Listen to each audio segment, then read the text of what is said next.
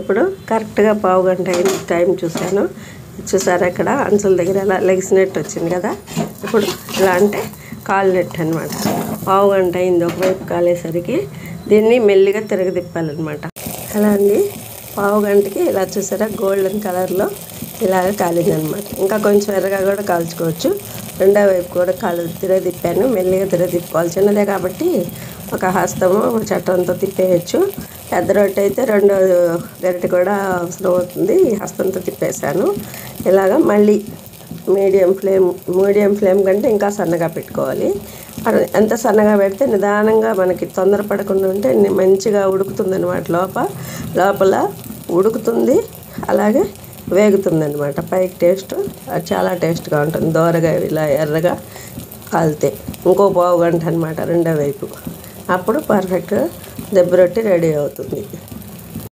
ఇప్పుడు రెండో వైపు కూడా ఇలాగ ఎర్రగా కాలింది చూసారా. తిరగ తిప్పాను. కాలిన తర్వాత అలాగే ఒక 2 నిమిషాలు ఉంచాలన్నమాట. ఈ రొట్టెని స్టవ్ మీదే ఆపేసినా కూడా ఇంకా 2 నిమిషాలు ఉంటే ఆ వేడికి ఇంకా ఆ బాండీ దేనికి స్టవ్ వేడికి సరిపోతుంది అనమాట. కొంచెం చల్లారిన తర్వాత తీసి ప్లేట్లో వేసుకొని కట్ చేసుకోవాలి ఈ రొట్టెని. ఇప్పుడు స్టవ్ ఆఫ్ చేసేసాను. ఇంకా మనకు కావాల్సిన సైజులో తలా ముక్క కట్ చేసుకొని తినవచ్చు అనమాట. మేము చిన్న రొట్టె వేసాను, ఎందుకంటే మేము ఇద్దరమే కాబట్టి మాకు ఇంకా మిగులుతుంది. ఇప్పుడు పొద్దున్నకి కూడా బాగానే ఉంటుంది. తినేటట్టయితే తినగలిగే వాళ్ళు అయితే సగం సగం తింటారు. మాకైతే పొద్దునకి కూడా చెరవ ముక్క మళ్ళీ సరిపోతుంది. 4 ముక్కలు చేస్తే ఇప్పుడు చెరొకటి తింటాం కదా, మళ్ళీ పొద్దున్న చెరొకటి తింటాము, సరిపోతుంది. దెబ్బ రొట్టె అయితే అలా తింటాం అనమాట. పాడవదనమాట. మధ్యాహ్నం మళ్ళీ సాయంత్రం 3:30 అంతవరకు కూడా ఉంటుంది రొట్టె. అంటే చెయ్యి పెట్టి కట్ చేస్తాం కదా, అట్ల కట్టతో కట్ చేసి తీసుకుంటాం.